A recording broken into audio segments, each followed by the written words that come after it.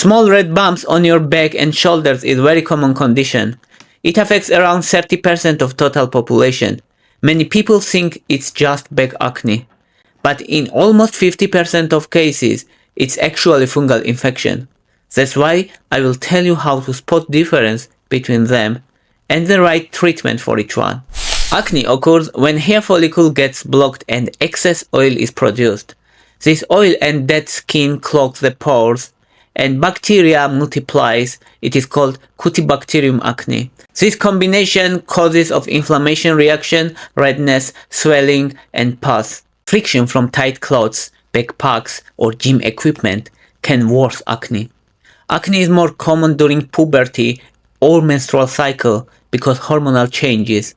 It also appears more in people who sweat a lot or live in hot and humid environment, because in such cases oil and bacteria trap more easily, especially if skin is not washed properly. The classic acne rash includes mix of whiteheads, blackheads, papules, pustules, and sometimes nodules. These lesions are polymorphic. Some are red, some have pus, and some are just clogged pores. Itching is not usual feature of acne, but mild tenderness can happen. Lesions are scattered and not sharply demarcated, unlike allergic reactions. Sweating, sport gear, and tight clothing make acne worse. Diagnosis of acne is usually clinical. This means no specific tests are needed. A dermatologist can diagnose acne by looking at the lesion type, distribution, duration, and trigger history. Most important risk factor for acne is testosterone, which increases oil production. That's why teenagers, women before menstruation, and people with polycystic ovary syndrome often have acne. Testosterone is a very strong contributor. Genetics also plays important role. Because oil production, hyperkeratinization, and stronger inflammation reaction is often genetic. So, if a parent has acne, the child has around 3 times higher risk of acne too. Tight clothing also plays a role.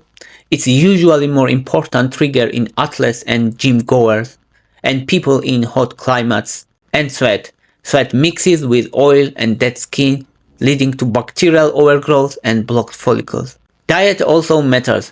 A high sugar diet raises insulin and insulin-like growth factor, which stimulates sebum and skin growth. Also, skim milk and whey protein are shown to aggravate acne. These risk factors are considered moderate, not very strong. And stress also plays a role. Increased cortisol can rise oil production. It's not the main cause, but still considered important. The first line and most effective treatment is usually benzoyl peroxide in cream or gel form. It's usually applied once a day in the evening. It has antibacterial and keratolytic action.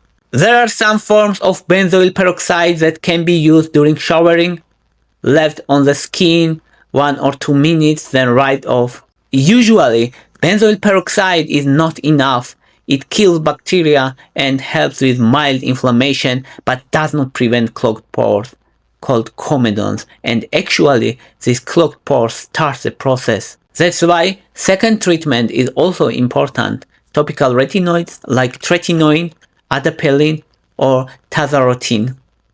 They normalize skin turnover, prevent new clogs, and boost skin renewal. They are also creams and are usually applied at night, but not at the same time with benzoyl peroxide, because benzoyl peroxide can deactivate tretinoin if used together. It's possible to alternate them, one night benzoyl peroxide and second night retinoid, or use benzoyl peroxide in the morning and retinoid in the evening. Oral antibiotics are used if acne is very serious or inflammation is significant. Usually oral antibiotics are 100 mg of doxycycline daily for 3 to 4 months, but never longer, and always paired with benzoyl peroxide to prevent resistance. But antibiotic treatment is started only if topical treatment does not show results after 4 to 6 weeks. Supplements and natural remedies are not as effective as medications, but they still have some effect. From them, zinc is one of the most studied and well evidenced. it improves mild acne in 60% of cases. Zinc supplement dosage is around 30 to 40 milligrams per day, but you should not increase the dosage of zinc supplement because it can cause copper deficiency. Also, niacinamide topical cream, also called vitamin B3, is usually used in 2 to 5% form. It helps with irritation, oil control, and redness. It is well tolerated in people with sensitive or dry skin and can be combined with topical zinc for added effect.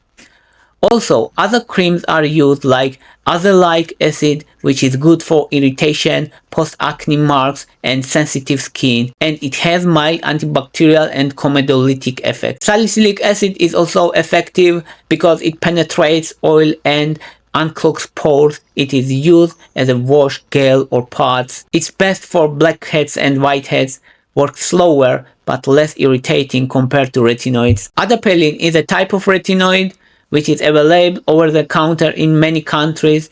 It is used once a day as a cream. It helps with clogged pores. And when we're talking about acne and back rash, we should mention about fungal infection, which is commonly misdiagnosed as acne. This fungal infection is called Pityrosporum folliculitis or Malassezia folliculitis.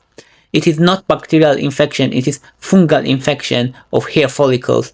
It is usually triggered by heat, humidity, and sweat, and sometimes antibiotic usage. It's common on the upper back, shoulder, and chest, and sometimes on the face and arms.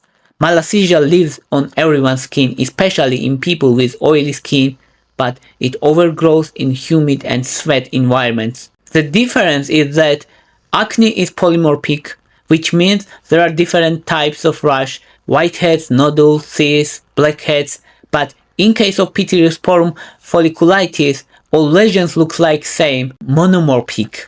Also, it's very itchy. Almost 80% of patients feel significant itching, while acne is usually not itchy.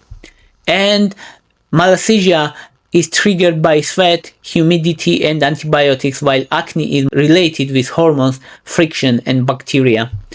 And Pityrosporum does not respond to acne medications. The treatment for fungal infection is topical antifungals, like ketoconazole 2% shampoo or cream applied once daily for 2 weeks and 2 to 3 times per week for maintenance.